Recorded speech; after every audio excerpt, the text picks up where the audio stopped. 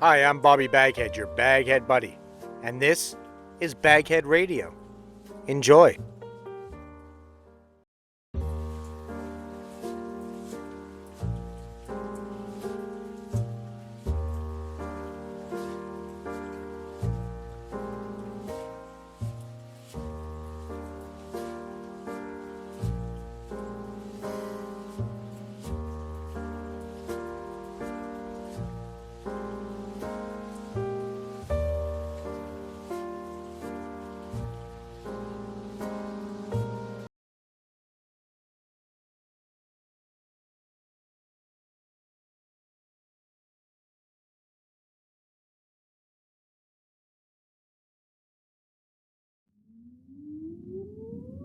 Countdown for blast off.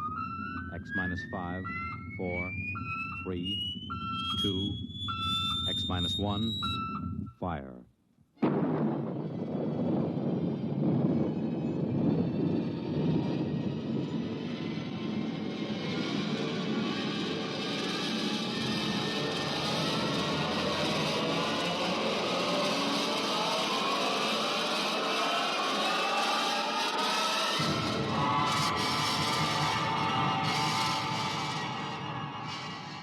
From the far horizons of the unknown come tales of new dimensions in time and space. These are stories of the future, adventures in which you'll live in a million, could be years, on 1,000 maybe worlds. The National Broadcasting Company, in cooperation with Galaxy Science Fiction Magazine, presents X minus 1.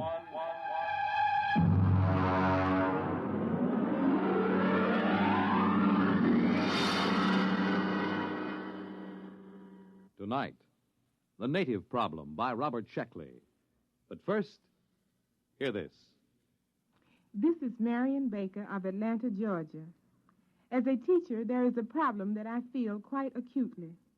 I know most of you think I'm speaking of low salaries or inadequate school facilities. True, both of these situations should be remedied. But actually, what I would like to speak to you about is something which should be quite close to you as parents. Each day in your community, there are quite probably children who will miss valuable days in school simply because of preventable illnesses. It's all very easy to speak of the normal winter cold, but such things as hot breakfasts, good lunches, adequate clothing, and shoes can do more than any yet-to-be-discovered miracle drug in keeping our children warm and healthy and in class. Look into your school system this fall when your youngsters go back to school, but give equal consideration to the way in which you look after your children's needs.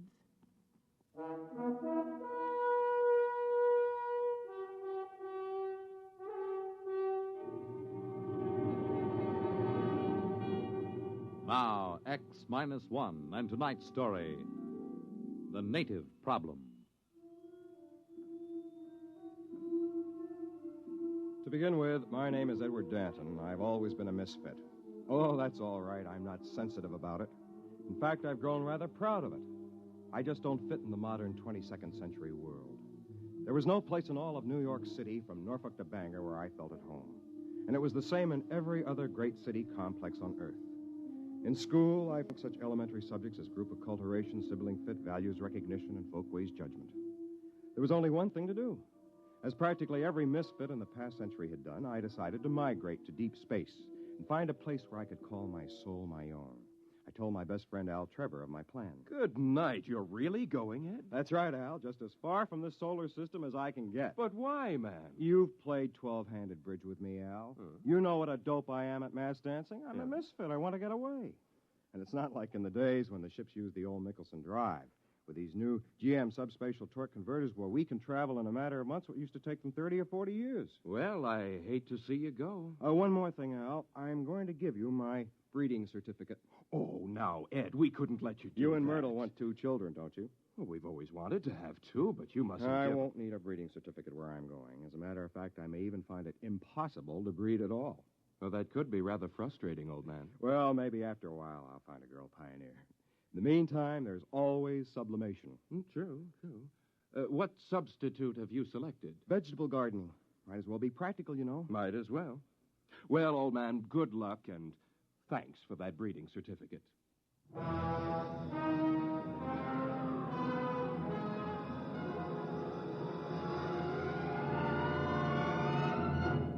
The next day, I took off for the stars on a government ship. The spot I picked was out in what they call the New Territories. The planet I finally settled for was ideal. A calm, watery place dotted with fertile islands, blessed with a mild, uniform climate, and absolutely uninhabited. When they left me there, I took formal possession and christened the place New Tahiti for obvious reasons. At first, it was fine. I was busy exploring, growing vegetables, and building a shelter. After that, though, time began to drag. I had to do something. But what? I was marooned on this deserted planet, and it might be years before another Earthship would land here. And then, miraculously, it happened. A ship came out of the skies and headed for a landing on my own private island. It was an ancient Mickelson Drive job, battered and scored, but bearing a proud legend painted on its nose. The Hutter people, it read. When the ship landed on the beach, I ran out to meet it, forgetting that I must have looked more like a naked savage than a fellow Earthman. Hey, there in the ship! Stop where you are! Welcome to New Tahiti. Boy, am I glad to see you folks. What's the latest news from... Stand back there. Take another step and I'll shoot. What, is something wrong? What's your name? Edward Danton. What's yours? Simeon Smith, military commander of the Hutter people. And this is Jedediah Franker, my second in command. How come you speak English, boy? Me? Why, I've always spoken English. Where are the others? Where are they hiding? There aren't any others. Just me.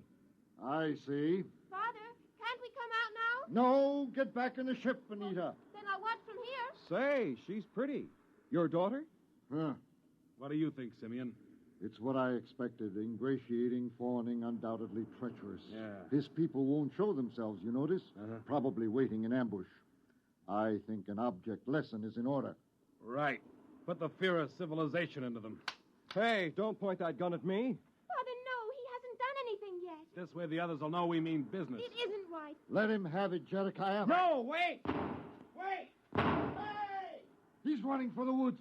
Shoot him, Jedediah. Okay. Shoot him. We've got to teach these savages who's boss.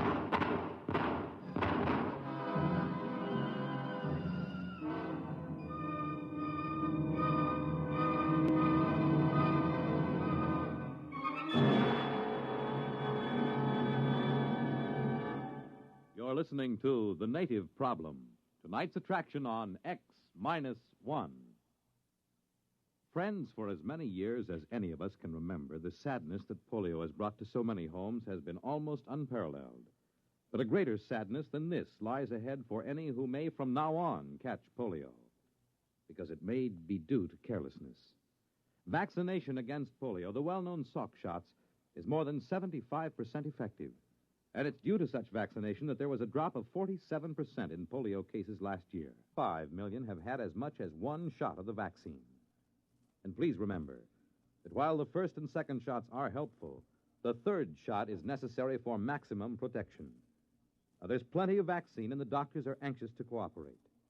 Remember, the end of polio is at hand, but it takes 3 visits to the doctor to lick it. Can you afford not to go?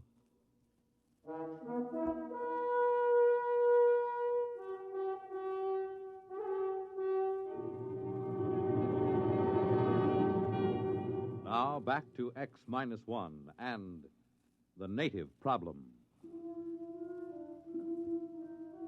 I was just plain lucky to get back to the friendly cover of the forest without stopping a bullet. It was obvious these people were too jumpy just then to listen to reason and believe me when I told them that I was not a native, that I was all alone here. I decided to wait a while. About dusk, I crept through the woods to get as near their ship as I could without being seen. They had come out of their ship. There were several dozen men and women, and a few children. They were grouped around a campfire eating. On the edges of the group were several armed men looking toward the woods with apprehension. I watched while their leader, Simeon, stepped into the circle of firelight to address them. I could hear everything he said plainly. Friends, we have come at last to our long-awaited home, our promised land. Behold, a land of milk and honey, a place of bounty and abundance. Was it not worth the long voyage the constant peril, the endless search. Yes, brother. However, there is an aboriginal people here, naked and savage, undoubtedly cunning, ruthless and amoral, as aboriginals always are. Of these we must beware. We will live in peace with them if they will let us. No one can tell what goes on in a savage heart. Their standards are not ours. Their morals are not ours. We cannot trust them. We must be forever on guard. And if in doubt, we must shoot first. Remember, land too. This was not going to be easy. I decided not to try another approach that night.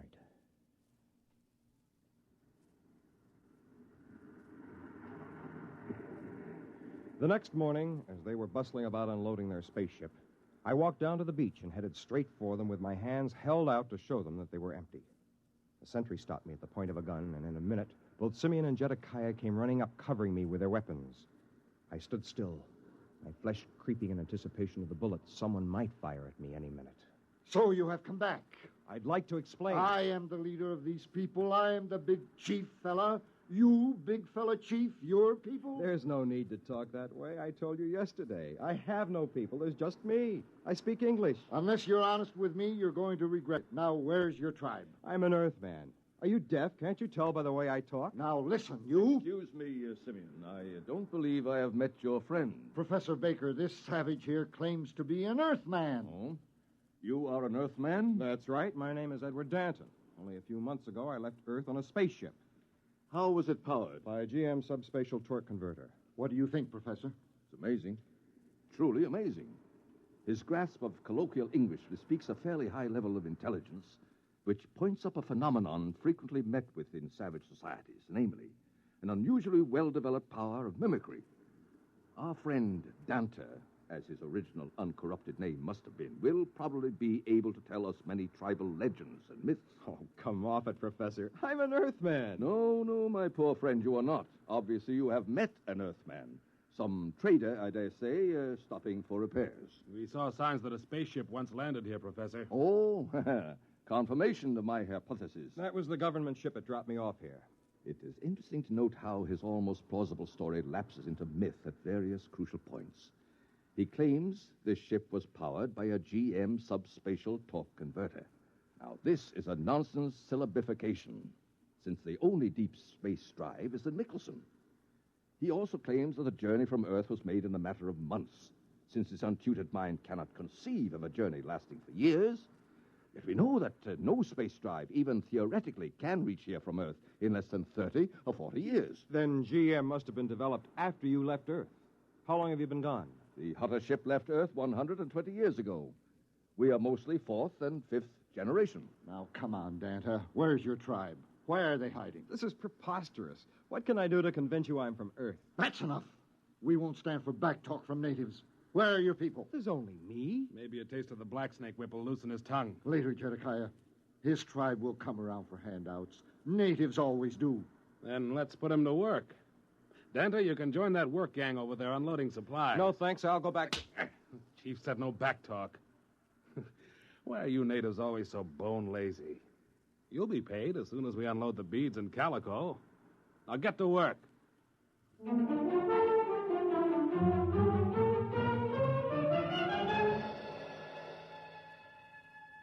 What could I do? I joined the work gang and unloaded the ship. By late afternoon, we had finished. I sneaked off to sit beside a mountain spring near the ship. In a few minutes, Anita, the pretty girl I had noticed the day before, came and sat beside me. Hello, Danta. Anita, do you think I'm a native? What else can I think? Everyone knows how fast a spaceship can travel. Times have changed since your people left Earth. By the way, they weren't in space all that time, were they? No, they originally settled on a planet called Land 2. But there was a native rebellion. We barely managed to escape. In that case, I can understand why they're so nervous about aboriginals. Oh, but don't worry, Dada. Things will be better when the council takes over. Who are they? A council of elders. They're men of goodwill who detest violence. And if you and your people are really peaceable... I haven't any people. Yes, I know. But if you and your people are really peaceable, you're sure to prosper under the rule of the elders.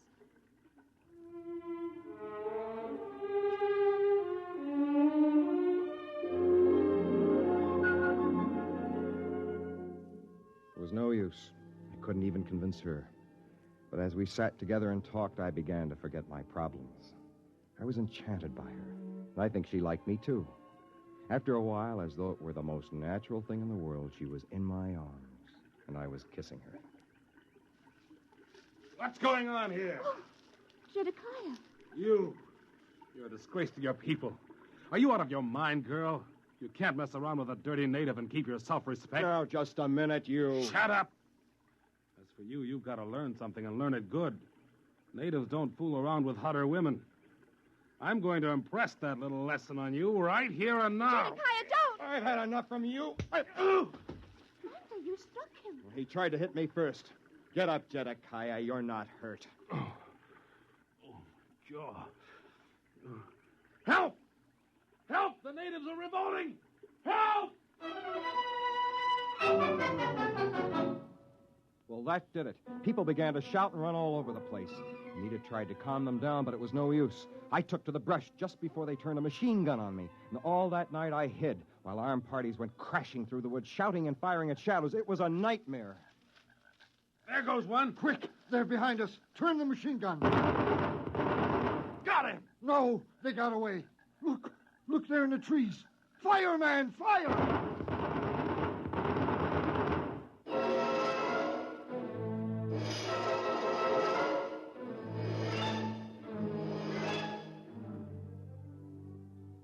It was like that all night long. By morning, I was exhausted, and so were they. I hid in the jungle and waited. I don't know what for. And then, along about the middle of the day, I saw Anita. I thought she was alone at first, and I knew she was looking for me. I stepped out in the trail in front of her. Oh, it's you, Danta. Anita, there are men back there. It's all right. They won't harm you. They came to guard me. Danta, are you all right? Guard you from me? They don't know you as I do. At the council meeting today, I told them the truth. You did? I told them the fight wasn't your fault. I told them you were only defending yourself. And Jedediah lied. No pack of natives attacked him. It was only you. And I told them this. At last. Did they believe you? Oh, yes. I explained that the native attack came later. Native attack? Now, look, there wasn't any attack, Anita. There couldn't be. There aren't any natives.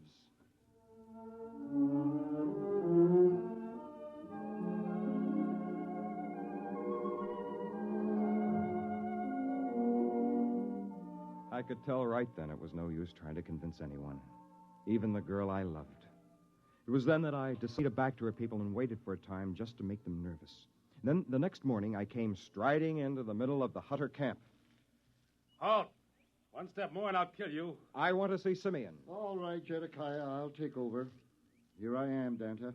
Shall I shoot him, Simeon? No, let him speak. Go on, Danta. What is it? I have come here to bring you a declaration of war. What? I'll kill him now. What is it? What's happened? Oh, Danta, what is it? It's war.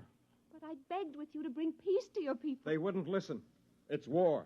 All the tribes are gathering from every outlying island. How many are there? Many thousands, 50 or 60. We will fight to the death. Danta, wait. Surely we can reach an agreement. Why shed all this blood? There is a way. I thought so. What do you want? Equal rights. Yes. What else? That is all. Except, naturally, an alliance between the ruling clan of the Hutters and the ruling clan of New Tahiti. In short, a marriage. Never. We'll fight, even though we're wiped out. We can't. We wouldn't have a chance. Accept, Father. Accept before it's too late. How can I accept? Where could I find a Hutter woman who would sacrifice herself for a marriage like that? Why don't you ask me?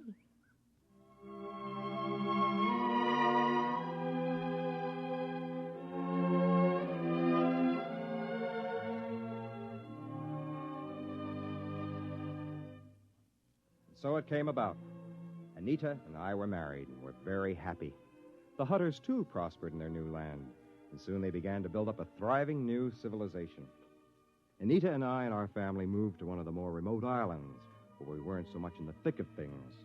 Sometimes people would come to see us and ask me to talk about my people, and I would tell them how they could not stand the white man's civilization and how they died off, all but me. It always made them feel very guilty, and somehow I liked to watch them squirm. As I said, I've always been a misfit.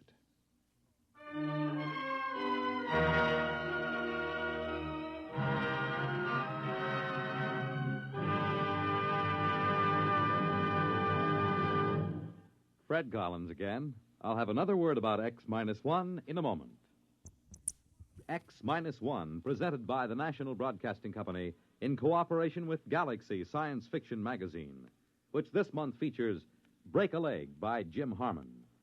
The man worthwhile couldn't be allowed to smile. If he ever laughed at himself, the entire ship and crew were as good as dead. Read it in Galaxy Magazine on your newsstand today.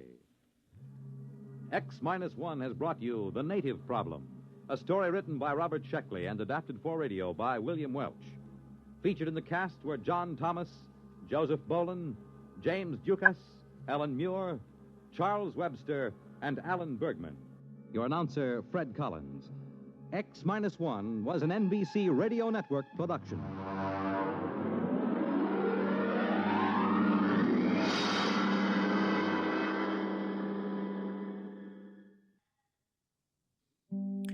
You've been listening to Bobby Baghead Radio.